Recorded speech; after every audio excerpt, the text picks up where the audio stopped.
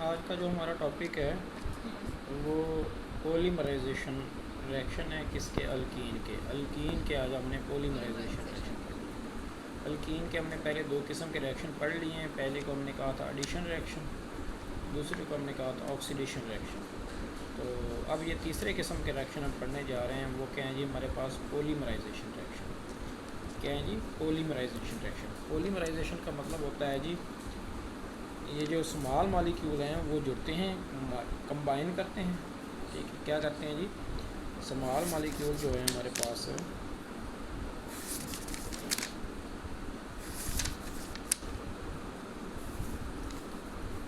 वो कंबाइन करते हैं। तो कंबाइन करके बनाते क्या हैं जी? बना देते हैं जी लार्ज मॉलिक्यूल।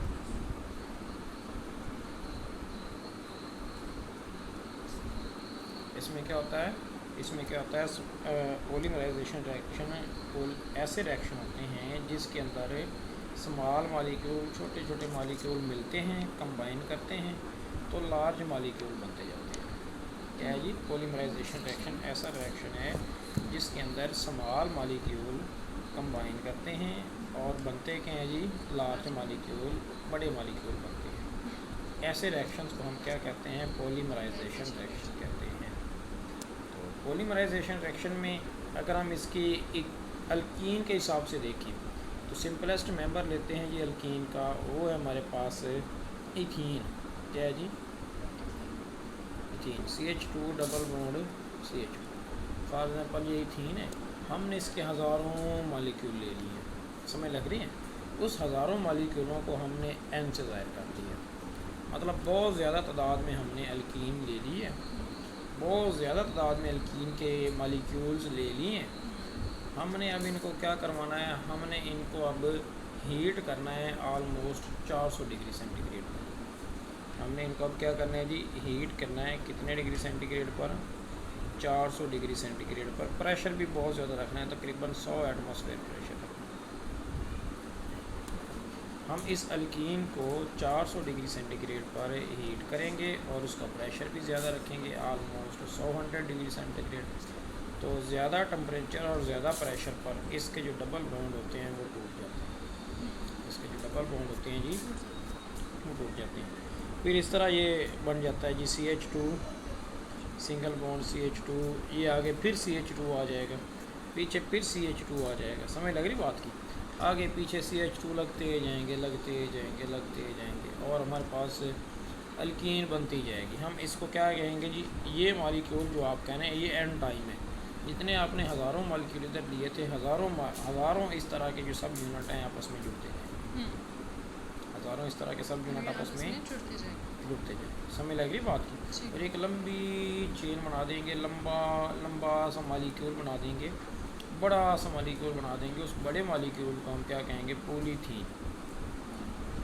पॉलीथीन उसको हम क्या कहते हैं जी? पॉलीथीन। ये पॉलीथीन भी कह देते हैं।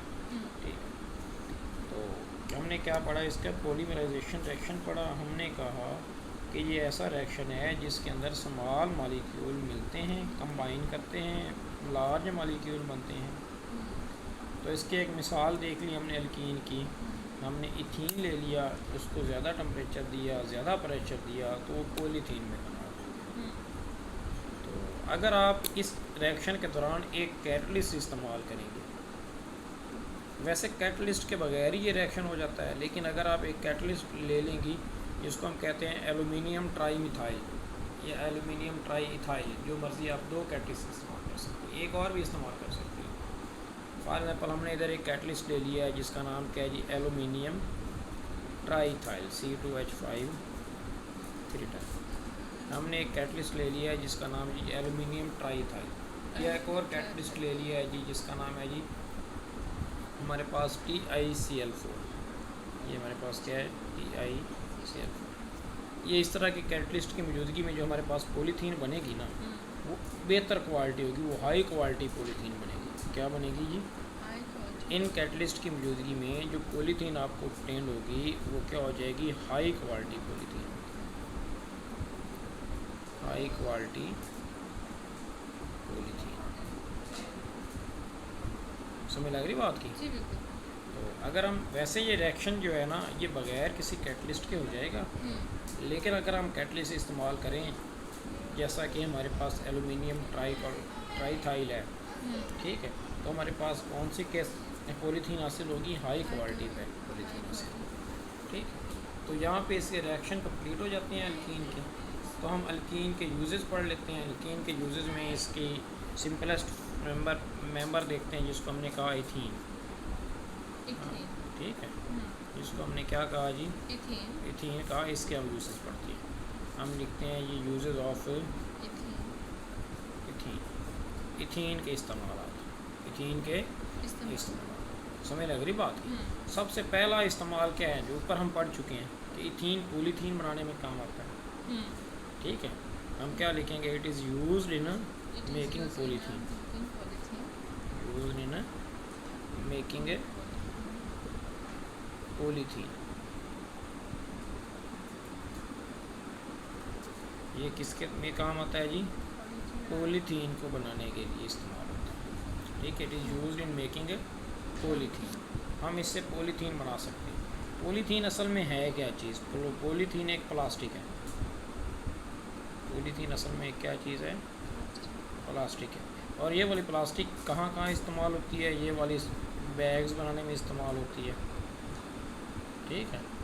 ये उसके अलावा ये जो हमारे शॉपर्स वगैरह हैं वहाँ इस्तेमाल होती है, ठीक है, बैग्स बनाने में, शॉपर बनाने में। समझ लग रही है? डिफरेंट प्रोसीजर्स में ये इस्तेमाल होती है। समझ लग रही है बात की? तो बॉक्सेस वगैरह बनाने में इस्तेमाल होती है। तो अगर हम इसकी दूसरा इस्तेमाल देखें, ठीक है, अगर हम इसका सेकंड इस्तेमाल देखें तो हम कहते हैं ये आर्टिफिशियल रिपनिंग ऑफ फूड में इस्तेमाल होती है। इसमें artificial ripening of food, ripening कहते हैं ये फूलों का पकना, ठीक है। Artificial ripening of food, fruits, फलों का मसनूई तरीके से पकाना क्या कहलाता है जी? आर्टिफिशियल रिपनिंग ऑफ फ्रूट्स कहलाता है। ये दूसरा इसका इस्तेमाल किधर है जी? आर्टिफिशियल रिपनिंग ऑफ फ्रूट्स में, ये फ्रूट्स में ये इस्तेमाल होती है। अब मसनूई तरीके से हम इसमें से फलों को पका सकते हैं। फॉर एग्ज़ाम्पल अभी फलों का सीज़न स्टार्ट ही नहीं हुआ, हमने पहले ही फलों को पका लिया है। हमने पहले ही फलों को, पहले वो सीज़न स्टार्ट होने से पहले हम फलों को किस तरीके से पका सकते हैं?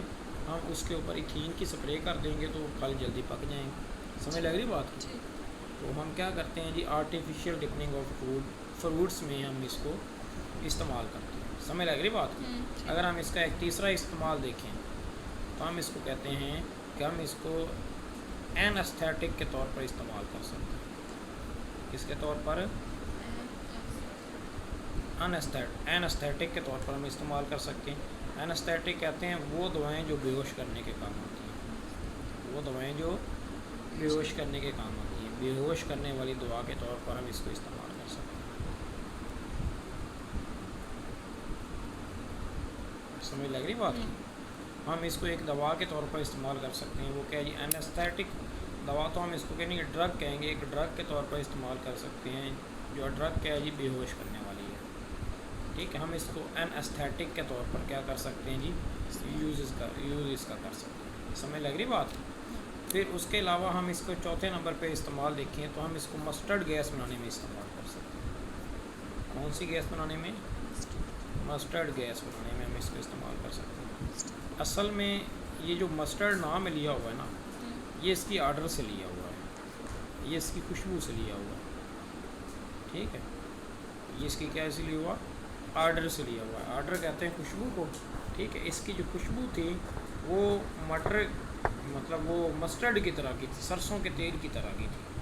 जैसे सरसों के तेल में खुशबू आती है वही खुशबू इसमें से भी आती थी, इसलिए इसका नाम उस खुशबू के बेस पे रख दिया गया मस्टर्ड गैस। हाँ, मस्टर्ड क्योंकि सरसों के फूल को इंग्लिश में मस्टर्ड कहते हैं, ठीक है। तो फिर उस फूल से जो खुशबू आएगी वही खुशबू इस गैस से भी आएगी, तो इसलिए हम इसको कह देंगे मस्टर्ड गैस।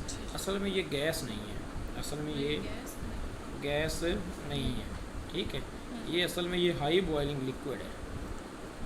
ये क्या है जी? हमारे पास हाई बॉइलिंग लिक्विड है।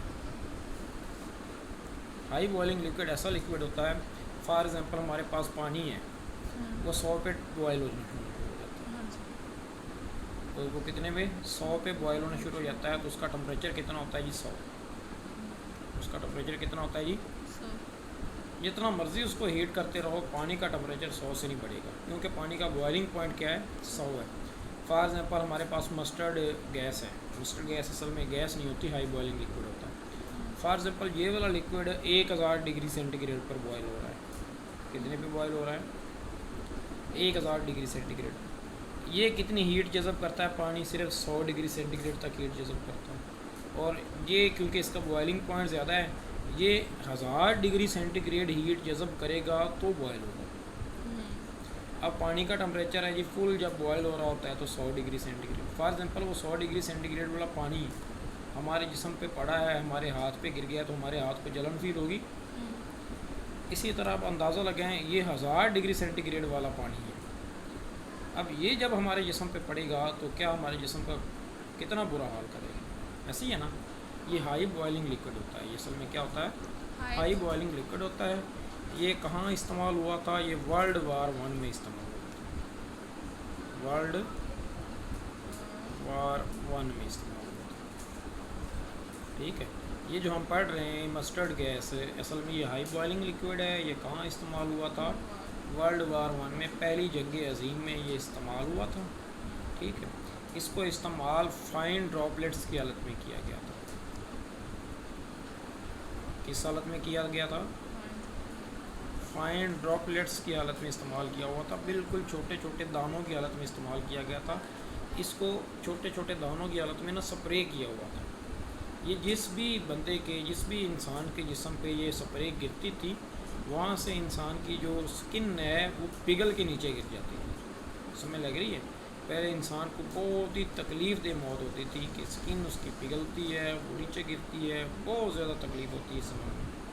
और ये क्या होती है, जिसके ऊपर गिर जाए वो बंदा मर जाता है, लेकिन बहुत ही भयानक मौत मरता है, बहुत ही तकलीफ़ दे मौत मरता है। इसलिए ये इसका ना उसके बाद वर्ल्ड वार 1 के बाद उसको बैन हो गया था। अब हम इसको किसी भी जंग में इस्तेमाल नहीं करते मस्टर्ड गैस को। समझ लग रही बात। तो नेक्स्ट हम इसका फार्मूला देखते हैं कि ये बनती कैसे है, कैसे नहीं बनती मस्टर्ड गैस। इसमें हम क्या करते हैं जी, इसमें हम इथीन के यूजेस में पढ़ रहे हैं ना, तो हम इस एक मालिक्यूल इथीन का इथीन के मालिक्यूल लेंगे। फॉर एग्जांपल ये CH2 डबल बॉन्ड CH2 है, हमने 2 मालिक्यूल इथीन के ले लिए। इसका हमने रिएक्शन करवा दिया S2Cl2 के साथ। इसका हमने रिएक्शन करवा दिया S2Cl2 के साथ। समझ आई इस बात की। तो हमारे पास क्या बना, हमारे पास बना, अब ये सल्फ़र, एक सल्फ़र का मालिक्यूल यहाँ से निकल गया, एक सल्फ़र का मालिक्यूल यहाँ से निकल गया। हम इसको नीचे रेस के रिएक्शन को करते हैं। ये सल्फ़र का मालिक्यूल आ गया। अब CH2 2 हैं, इधर हमने एक CH2 सिंगल बॉन्ड, इधर एक CH2 लिख दिया। इधर भी इसी तरह एक CH2 सिंगल बॉन्ड, एक CH2 लिख दिया। दोनों CH2 हमने बना दिए। 2 क्लोरीन रहते हैं, एक क्लोरीन इधर आ गया, एक क्लोरीन इधर आ गया। अब देखें यहाँ से सल्फ़र का सिर्फ एक मालिक्यूल निकला, ऐसे ही है। तो हम लिख देंगे प्लस सल्फ़र। सारी चीज़ें बैलेंस हो गई। तो ये इसकी क्या है जी, रिएक्शन है। ये किसका फार्मूला है जी, मस्टर्ड गैस का। ये किसका फार्मूला है जी, ये MCQs में भी आ जाता है, शॉर्ट क्वेश्चन में भी आ जाता है कि मस्टर्ड गैस का फार्मूला लिखो, ठीक है। तो पांचवा इसका हम इस्तेमाल देखते हैं, ये लास्ट इस्तेमाल भी है हमारा। तो पांचवा इसका इस्तेमाल देखें तो कहते हैं कि ये ना स्टार्टिंग मटेरियल के तौर पर इस्तेमाल होता है। किसके तौर पर, किस चीज़ का स्टार्टिंग मटेरियल का इस्तेमाल होता है, मैनी अदर केमिकल की प्रिपरेशन के लिए, मैनी अदर केमिकल की प्रिपरेशंस के लिए। मतलब हमने दूसरे केमिकल को प्रिपेयर करना है, बनाना है, तो हम स्टार्टिंग कहाँ से करते हैं जी, हम स्टार्टिंग करते हैं जी इथीन से। स्टार्टिंग किसके से करते हैं जी, इथीन से। बहुत सारे दूसरे केमिकल्स हमने बनाने हों तो हम स्टार्टिंग मटेरियल इथीन ले लेते हैं, उससे बाकी के दूसरे केमिकल्स भी बनाते रहते हैं। समझ लग रही बात की। हमने कहा ये स्टार्टिंग मटेरियल के तौर पर इस्तेमाल होता है। किस चीज़ की स्टार्टिंग मटेरियल करता है जी, बहुत सारे दूसरे केमिकल की तैयारी के लिए ये स्टार्टिंग मटेरियल इस्तेमाल होता है। फॉर एग्ज़ाम्पल अगर हमने इंडस्ट्रियली तौर पर कोई चीज़ तैयार करनी, जैसा कि एथेनॉल तैयार करनी है, ठीक है, तो हम क्या करेंगे, ये एथेनॉल को तैयार करने के लिए हम स्टार्टिंग मटेरियल लेंगे जी, स्टार्टिंग इथीन। फिर अगर हमने इथाइल अल्कोहल तैयार करना है, इथाइल क्लोराइड तैयार करना है, तो हम क्या करेंगे जी, जो इनिशियल मटेरियल है, इब्तदाई मटेरियल है, स्टार्टिंग मटेरियल है, वो हम किसको ले लेंगे जी, फिर भी हम इथीन को ले लेंगे, ठीक है। फॉर एग्ज़ाम्पल हमने मतलब कि दूसरे केमिकल तैयार करने हैं, ठीक है, ठीक है, जैसा कोई एंटी फ्रीज़र वगैरह इस्तेमाल करना है, इथाइल अल्कोहल बनाना है, ठीक है, ये जो को भी अल्डिहाइड कीटोन वगैरह बनानी है, तो हम स्टार्ट किससे करेंगे, ये हम स्टार्ट करेंगे जी इथीन से। इथीन बहुत सारे यूज़फुल कंपाउंड का स्टार्टिंग मटेरियल के तौर पर इस्तेमाल होता है, ठीक है। तो कल वाले टॉपिक में, कल वाले लेक्चर में हम क्या पढ़ेंगे जी, अल्काइन स्टार्ट करेंगे। तो आज का टॉपिक हमारा यहीं तक था।